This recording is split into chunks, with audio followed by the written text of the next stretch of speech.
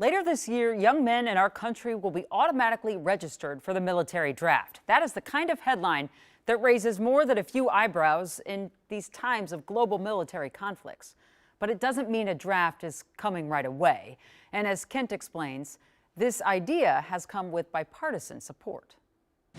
The United States was in the thick of the Vietnam War the last time it called on young men to serve through an active military draft in 1973. Myself and two other young boys, we went up and enlisted because we were pretty sure we would be drafted. Bill Barbnick says he's glad another draft hasn't been required since, even though registering for one still is. If you're an 18-year-old man, go to sss.gov to register with the Selective Service System. It's your civic duty, and it helps secure access to lifelong benefits. But despite outreach efforts in recent years, only 42% of eligible 18-year-olds registered in 2024, though Minnesota did fare better than most, with more than 300,000 men between 18 and 25 signing up. If you got a driver's license, you're automatically signed up. Bill is the former Selective Service State Director for Minnesota. I went around and I spoke at schools in different places. We had a real good high percentage. People were pretty good about signing up. What do you make of the change to make it more of an automatic process? Well, I think it's good in a way, but I just don't see the draft ever starting up. But you never know now.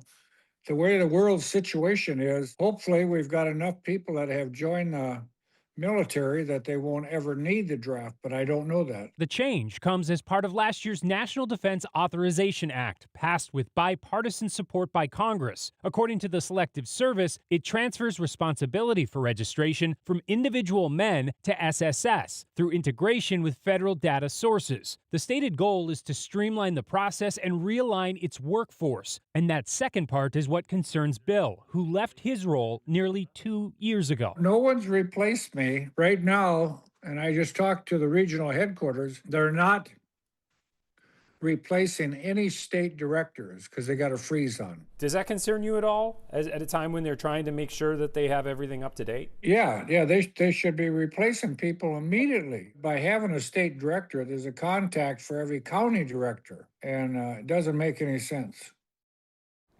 Now, we reached out to the Selective Service System contacts in Washington for comment, but they did not respond, though along with members of Congress, they have advocated for this change to an automatic registration, in large part because it can help reduce the costs and staffing currently needed for self-registration and outreach campaigns like the one you saw video of. And when it comes to worries about this leading to another active draft, keep in mind that would take separate approval from Congress, and it's hard to imagine either party wanting a vote like that right now. Jan. Oh, absolutely. I mean, again, it's not that long ago from the Vietnam War. I mean, my dad was a part of the draft back then, and those memories are still alive and well. Is there any reason why we have to have this registration happen, Kent? Well, that's been a topic of discussion in Congress over the years. There was a former director of the SSS that actually advocated against doing this every year, saying we could mobilize this if it's needed when the time comes. The thinking, though, is they want to be able to do this quickly if for some reason there was a giant global war to break out. All right. Thanks so much, Kent. We'll be right back.